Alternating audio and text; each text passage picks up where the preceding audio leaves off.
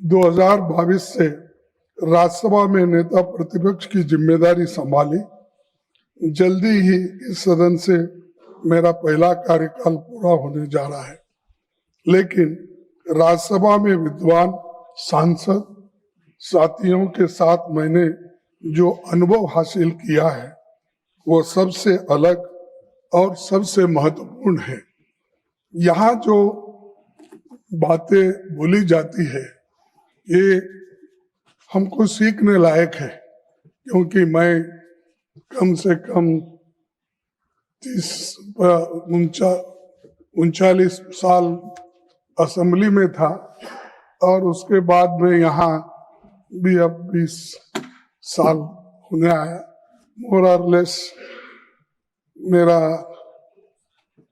54-55 साल चल रहा है और इसमें कोई घटोती नहीं हुई। तो हम कोशिश करें कि यहाँ सीखने की कोशिश करते हैं और मैंने ये अनुभव हासिल किया। सभापति जी, अपने पूरे संसदीय जीवन में मैंने सदन में नियमित रूप से उसे उपस्थित रहने और चर्चाओं में भाग लेने की पूरी कोशिश करता हूँ और यहाँ अटेंड करने का मैं हमेशा कोशिश करता हूँ, इसलिए कि हमको कुछ अनुभव मिलता है अलग अलग राज्यों से आए हुए नेताओं से, अलग अलग विचारधारा के लोगों से, अलग अलग अपने जो कुछ भी अनुभव है वो अनुभव भी यहाँ पर वो बताते हैं, तो वो सीखने लायक रहता है। और मैं हालांकि 54 साल मुझे कंप्लीट हो गए तो भी मुझे सीखने की जरूरत पड़ती है। इसलिए पड़ती है कि हर आदमी संपूर्ण ज्ञानी नहीं होता है, उसका ज्ञान उसी वक्त बढ़ता है जैसा वो पढ़ते जाता है, जैसा वो सुने जाता है, सीखे जाता है, तभी उसका और भी ज्ञान बढ़ते रहता है। अपनी जिम्मेदारी निभाने के साथ सभी पक्षों की बातों को सुनना, अच्छी बातों को सीखकर व्यवहार में लाने का प्रयास मैं लगातार करता रहा हूँ। उच्च सदन में मेरा बहुत सा खट्टा मीठा अनुभव रहा है।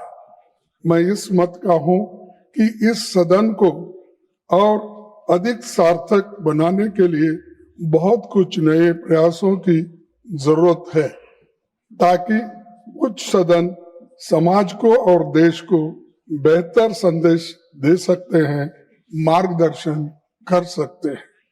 मैं सबसे पहले श्री HD देवेगौड़ा जी नहीं है, वो तो वहाँ उपस्थित थे लेकिन यहाँ नहीं है, तो HD देवेगौड़ा जी का उल्लेख करना चाहूंगा। वे प्रधानमंत्री और कई पदों पर रहे। मैं देवेगौड़ा को बहुत दिन से 54 साल से जानता हूँ, उनके साथ ही मैं काम किया, लेकिन क्या हुआ मुझे मालूम नहीं। वो तो प्रेम हमारे साथ किए, मोहब्बत हमारे साथ, शादी मोदी साहब के साथ की, ये रिसेंटली हुआ, तो आप ऐसा माने मुझे मालूम नहीं है। सर शरद पवार जी एक राष्ट्रीय नेता है, उनके साथ भी हमारा दशकों का जुड़ाव रहा है। मुझे खुशी है कि वे दोबारा इस सदन का मार्गदर्शन करेंगे। संसदीय मामलों के गहन जानकार हमारे DMK के साथी तिरुचि शिवा जी अगले 6 साल सदन की कार्रवाई में फिर भाग लेंगे और उन्होंने बहुत कुछ अपनी बातों को रखा। रामदास अथवाले साहब, जिनका जिक्र हमारे प्रधानमंत्री जी ने किया, वो अपने कविता के रूप में ही हमेशा मोदी जी का गुणगान गाते हैं। हमेशा, आपको छोड़ के दूसरा कविता ही उनको नहीं आती। जो कविता उन्होंने लिखती है वो सिर्फ आपके बारे में लिखती है, लेकिन मैं समझता हूँ ये 6 साल अब तो पूरा मिला है उनको, आगे तो जरा कम करेंगे ऐसा मैं सोचता हूँ। सर दिग्विजय सिंह जी को पूरा देश जानता है। एक दशक तक मध्य प्रदेश में मुख्यमंत्री के रूप में उनका बहुत अच्छा योगदान रहा। राज्यसभा सांसद और शिक्षा संबंधी संसदीय स्थायी समिति के अध्यक्ष के रूप में उन्होंने उल्लेखनीय काम किया और वो रिपोर्ट भी आज उन्होंने आपके सामने पेश किया। सर KTS तुलसी और अभिषेक मनु सिंघवी ने संसदीय वाद विवाद को गरिमा दी। नागरिक स्वतंत्रता, न्यायिक स्वतंत्रता और विभिन्न मुद्दों पर उनके भाषणों ने सदन पर गहरी छाप छोड़ी है। हमारे मुखर साथी शक्ति सिंह गोयल और नीरज डांगी की बातें करते हुए मैं भावुक होता हूं, इसीलिए कि अपनी योग्यता और क्षमता के साथ इन्होंने सराहनीय योगदान दिया है। सदन के साथ साथ संसदीय समितियों में भी अच्छा काम किया है।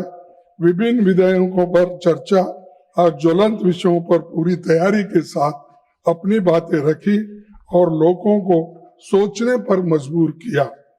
श्रीमती रजनी पाटिल समाज कल्याण, महिलाओं और बच्चों से संबंधित मुद्दों पर लगातार मुखर होते रही।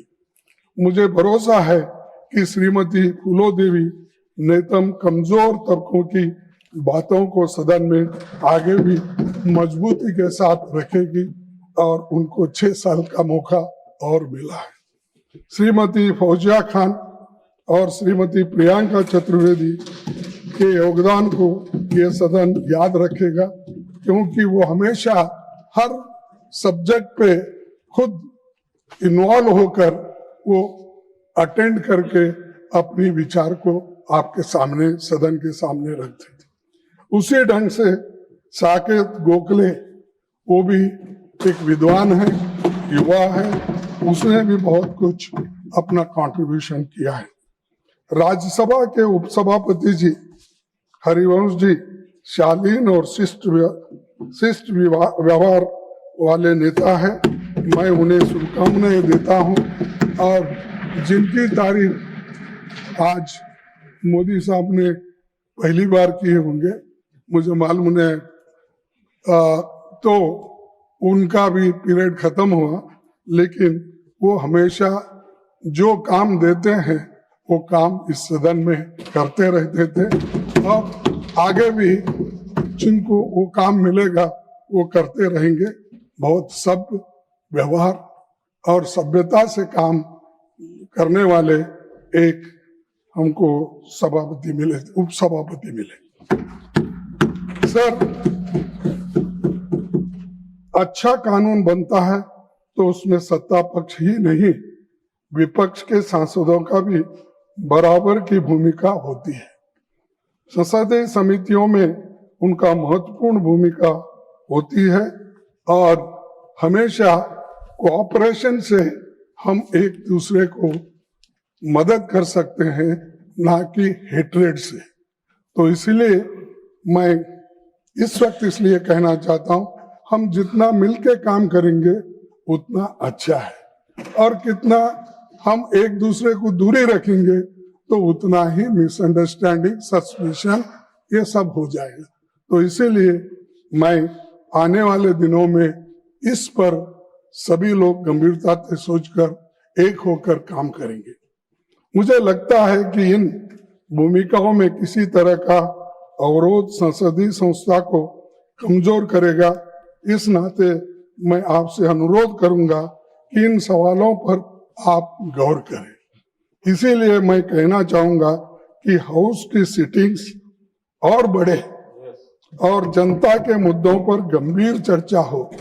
प्राइम मिनिस्टर भी यहाँ है, मैं उनसे निवेदन करूंगा कि बहुत दिन लंबा सेशन चलने से डिस्कशंस अच्छे होते, कहीं इम्पोर्टेंट बिल को हम कम समय देते हैं और कहीं और भी अब चंद बिल को या चंद कार्यक्रम को हम 4 घंटे 8 घंटे और चंद बिल को हम 2 दिन 3 दिन लेते हैं।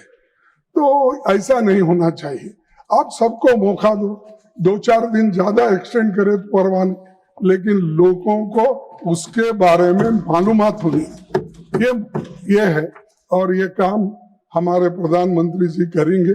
ऐसा तो आप कम बैठते हैं, लेकिन फिर भी अगर ज्यादा दिन हमको मौका मिला, हम लोग सभी मिलके आपको अच्छा बिल देंगे, स्टैंडिंग कमेटी का अच्छा रिपोर्ट देंगे, सारी चीजें भी हम करेंगे।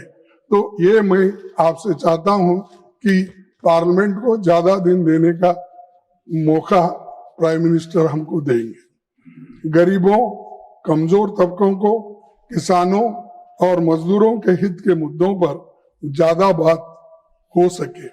अक्सर जब हम ये मुद्दे उठाते हैं तो सत्ता दल इसे आलोचना मान लेता है और बिना सुने खंडन करने लगता है, जबकि सरकार को जनता की चिंताओं पर गंभीरता से गौर करना चाहिए। सभापति जी, सीमित अवसरों में भी जब सांसद अपनी महत्वपूर्ण बातें रखते हैं तो कई बार उन्हें कार्रवाई से हटा दिया जाता है। और जबकि मेरा खुद का अनुभव है, मैंने आपको 2 लेटर लिखा, मेरी अनपार्लियामेंट्री शब्द उसमें कोई नहीं थे, क्योंकि थोड़ा 1-2 शब्द आप अगर हटाएंगे वो पूरे सेंटेंस का मीनिंग चले जाता है। तो इसीलिए आप इसको गंभीरता से लो, क्योंकि सडनली इसको हटाओ, उसको हटाओ, ये शब्द को हटाओ, ये सेंटेंस हटाओ, तो इससे बहुत बड़ा नुकसान डिबेट का ही नहीं, आने वाले जो लोग हमारे प्रोसीडिंग्स पढ़ेंगे वो कहेंगे क्या अपोजिशन लीडर ने बात किया, जो मीनिंगलेस ये बात होती है। तो कम से कम मेरे को इस उम्र में वो सर्टिफिकेट तो मत दो जो मीनिंगलेस बात किया है। तो मैं ये चाहता हूं। और सभापति जी, सीमित अवसरों में भी जब सांसद अपनी महत्वपूर्ण बातें रखते हैं तो कई बार उन्हें कार्रवाई से हटा दिया जाता है, जबकि वे बातें असंसदीय नहीं होती। शब्द हटने से कही हुए बातों का अर्थ भी बिगड़ सकता है। मेरा मानना है कि समय समय पर राज्यसभा के रूल्स और प्रोसीजर्स की समीक्षा आवश्यक है। यह विषय अभी जनरल पर्पस कमेटी के समक्ष विचाराधीन है और इस पर गंभीरता से विचार होना चाहिए। तो वो आपके हाथ में है, आप ये कर सकते हैं। तो रूल्स ऑफ प्रोसीजर में अगर ठीक ठाक कर दिए तो यहाँ कुछ होने वाला नहीं है कि यहाँ आपको कोई, एक पार्लियामेंट्री डेमोक्रेसी में तो क्रिटिसिज्म होता है, आप भी मुझे कुछ बोलेंगे, मैं भी आपको कुछ बोलूंगा, ये डेमोक्रेसी का तरीका है। हाँ ठीक है, अगर हम गलत बोले तो कभी कभी हमको शर्मिंदा होना पड़ता, अरे ऐसी हमने गलत बातें बोली, ये ठीक नहीं है। लेकिन गलत को भी आप सच करने की बात सोचे तो वो ठीक नहीं रहता। तो इसीलिए मैं आपसे यही चाहूंगा कि आप इस वक्त फिर एक बार ये रूल्स ऑफ प्रोसीजर को आप देखेंगे, ऐसा मैं निवेदन करता हूं। सभापति जी, समय अपनी गति से चलता रहता है, संस्थाएं काम कायम रहती है, लोगों के चेहरे बदलते रहते हैं। जो साथी दोबारा चुनकर आ रहे हैं उनका स्वागत है, जो यहाँ से रिटायर होकर जा रहे हैं वे सार्वजनिक जीवन में अपना योगदान जारी रखेंगे। यहाँ का अनुभव उन्हें सार्थक भूमिकाओं के लिए बेहतर सामर्थ्य देगा। एक शायर ने कहा है, मैं आपको सुनाऊंगा, क्योंकि आप पहले 1-2 शायरी बोलते थे पार्लियामेंट में, तो अब वो छोड़ दिए आप, तो मैं बोलता हूं, विदाई तो है दस्तूर जमाने का पुराना, विदाई तो है दस्तूर जमाने का पुराना, पर जहां भी जाना अपनी छाप कुछ ऐसे छोड़ जाना कि हर कोई गुनगुनाए तुम्हारे ही तराना। इस बातों के साथ मैं रिटायर हो रहे अपने साथियों को, उनको योगदान के लिए बधाई और भविष्य के लिए शुभकामनाएं देता हूं। और हम सभी एक होकर, भाईचारे से एक होकर देश के हित में काम करेंगे, ऐसा मेरे विचार आपके सामने रख के मेरे 4 शब्दों को समाप्त करता हूं। जय हिंद।